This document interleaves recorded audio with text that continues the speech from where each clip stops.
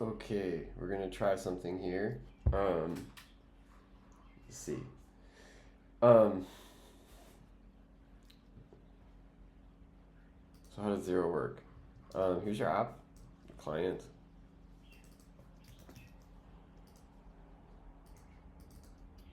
client.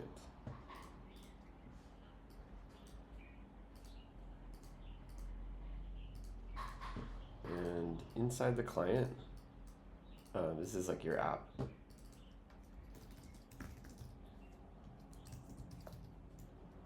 Um, and inside here, we got zero. Ooh, wrong shape.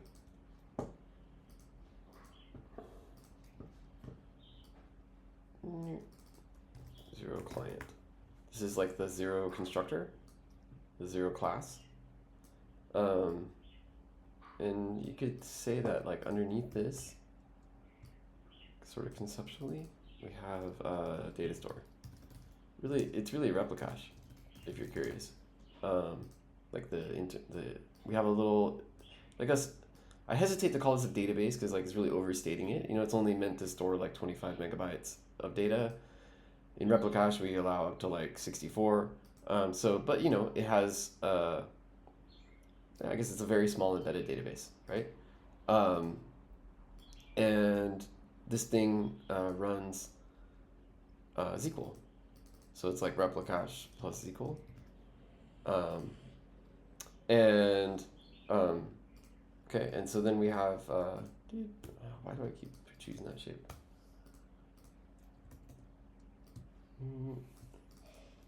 We have zero cache, which is like a service that we, you know, the Docker container that we provide. And inside here, we have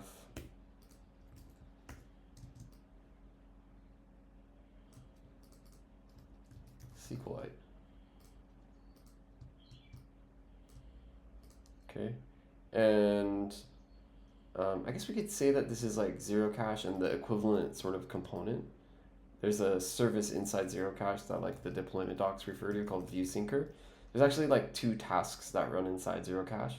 There's a viewsyncer task and like a replication manager task that's like a coordinator, and there can be multiple view syncers running, you know, on the server for scaling. But like we have a view syncer task and it talks to SQLite. And I guess really the right way to think about this is like they talk to each other um, with SQL. Oops. And similarly, you know, this guy kind of doing the same thing.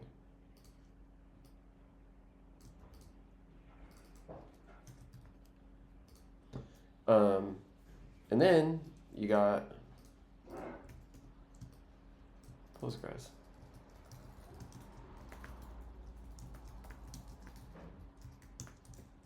Ugh, I can't type. I can't type. Whoa.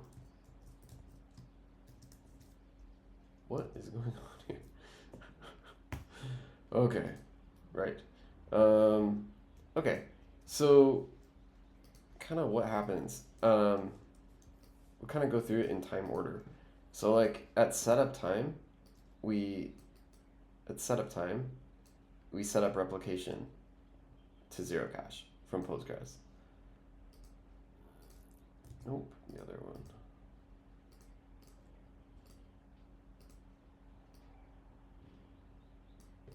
So this is replication, aka the wall.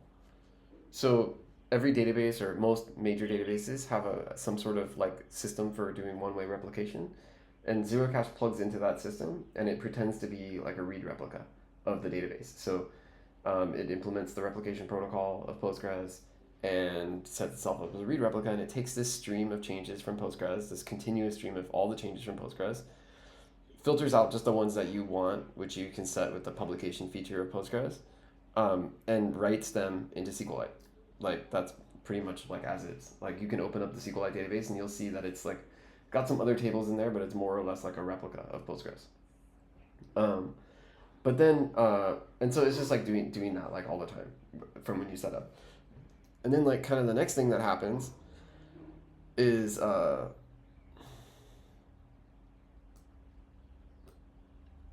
client. I guess I should do this.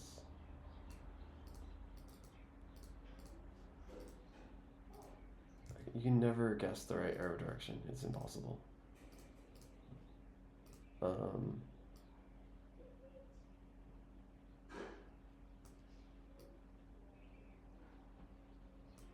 Okay, client.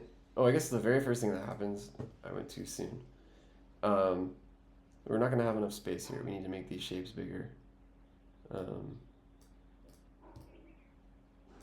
It's like the very first thing that happens is like the client. Maybe we don't need this. We'll see how this goes. See, every time you can never get it right. I think. Okay, so the client like subscribes to his SQL query. So like you do use query on your app, you know, and that causes zero client to subscribe. It opens a SQL query against the data store. I guess this should be like a two-way arrow because it's kind of running continuously. Like you open the query and it just runs and you get and zero client like it's changes to it and those get funneled up to your app. And like sort of initially as we're walking through this, like there's no data anywhere. So, or maybe actually, yeah, there's data here, but there's no data in the client. So initially this query will, in our example, returns nothing. Like the initial result is empty. But then what happens is like right after that, zero client sends that same query to the view syncer.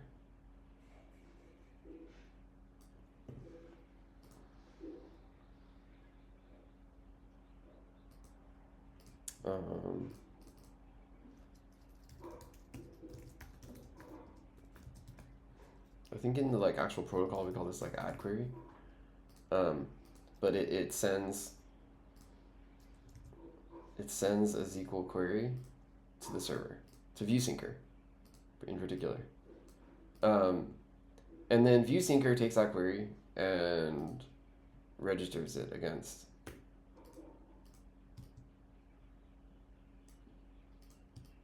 Oops.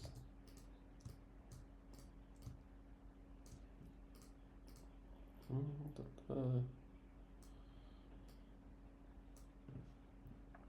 gonna guess right. No matter what, you always guess wrong every time. Okay.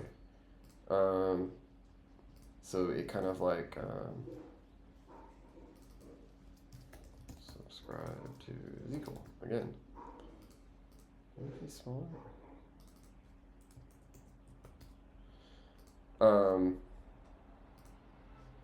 I guess this will be both ways as well. So the zero client sends the query to the server, the view syncer subscribes to SQL, but here we do already have data because we set up replication. So this gives an initial result back to view syncer, and view syncer like pushes this. The rows.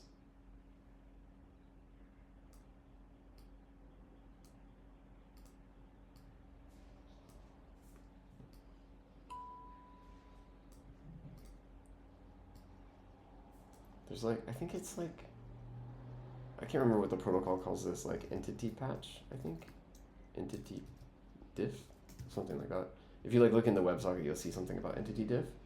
If you're curious, again, impossible to get this right. I don't think I've even gotten one right the whole time we've been doing this. Okay, and then, so this is actually the difference to the rows. The actual, because the way SQL works at a low level is it's returning changes to the query result.